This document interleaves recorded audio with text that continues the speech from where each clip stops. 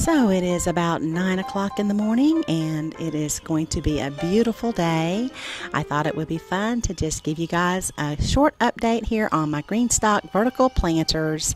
They do have a new planter out which is called the Leaf, and I have been really enjoying it. You get 42 pockets per planter, so you have a lot more room to grow vertically.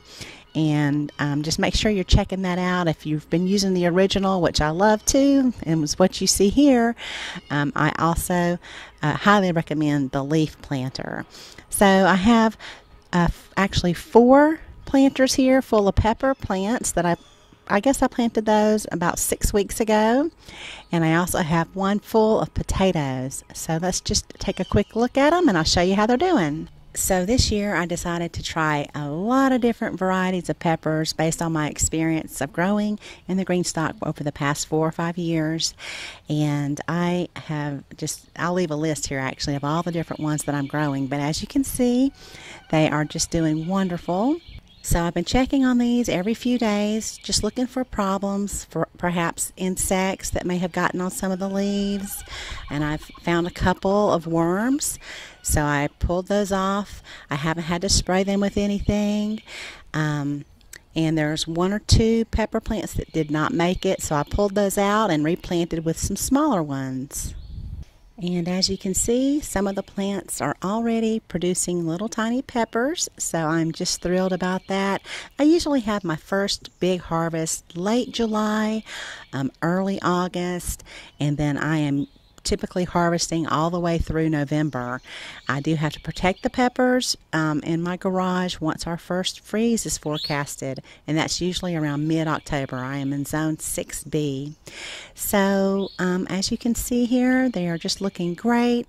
I ordered some unique jalapeno pepper seeds from the Chili Pepper Institute this year, so I'm real excited about seeing how these new jalapeno peppers are going to do for me. As a reminder, I am an affiliate for Greenstalk, and you will receive $10 off of a Greenstalk vertical planter if you use my code rainbowgardens at checkout. Now this Greenstalk, I just planted these peppers about 2, maybe 3 weeks ago, and so they're not quite caught up with the other ones yet. I'll show you how I like to water these when they're still pretty new. And what I like to do is just water them at the base until that root system is very nice and established, and then I start watering from the top, and that's just how I prefer to do it. It's worked well for me, so I'll just give you a brief demonstration here. Okay, so I have my nozzle set on stream, and I'll just turn it on about halfway. And I like to just come over here and water right at the roots so that I can get that root system established. And like I said, I only do this for about the first 2 or 3 weeks. So right now will be probably the last time I water this way. Next week I'll start watering from the top.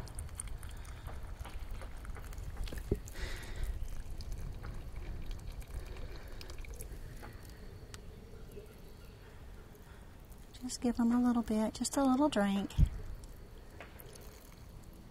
And I like to rotate them about once every 2 weeks or so, just to make sure some of the plants are getting that wonderful morning sun, and then some of them are getting that afternoon sun. So if I just turn them halfway, because it's on the mover, then it will ensure that some of them are also getting that morning sun, which a lot of plants just really love. And before I move them, I just want to unlock the wheels. And then we'll lock them back down. Okay, so now I'm going to water the potatoes. And I like to try to get in here if I can. Potatoes are getting so big now. I like to try to remove this and make sure that it's clean before I pour water into the reservoir. So I'll just give it a little tap tap.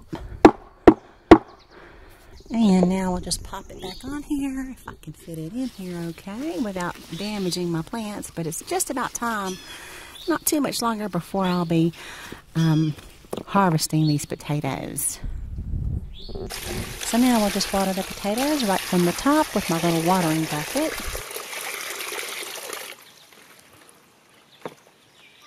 Now this is just a simple mop bucket, and I found it on Amazon, and I thought it would be just perfect for watering my green stalks because it has kind of a little spout. And I do not leave this bucket outside in the sun because I'm just sure that the UV light would just break it down in no time. So I always put that back inside when I'm finished using it. So whenever I fill up my watering bucket, I don't fill it up all the way, probably about halfway, because it gets, kind of heavy. And it can be kind of awkward to try to pick up a real heavy bucket full of water almost over your head in order to water a green stalk. So what I like to do is just fill it up a little bit. Every gallon of water weighs 8 pounds. So we'll just put a little water in here, and then I'm going to water my pepper plants from the top. So I'll just start by cleaning out the top reservoir. Make sure there's not a lot of leaves in here. Looks pretty good. So a lot of times you don't have to take that top reservoir off. Just do a visual check and remove anything if you think it's necessary. And now we'll water from the top. And you just want to water up to that line because I have a 5-tier. So with a bucket, you're having some fast moving water, and that's really ideally how you want to water it. Just fill it right up to that 5 line. Now we'll just let the green stalk do its work, and with its little slow irrigation system, it'll water all of the tiers. Okay, so those are all of the green stalks I have growing with peppers and potatoes, and then I showed you guys the leaf last week on my deck where I have some beautiful basil and lettuce growing. I highly recommend the leaf. I am loving it. So there you go. If you have any questions, leave them down below the video. I'll be more than happy to help you. Thank you so much for watching, and y'all have a beautiful day.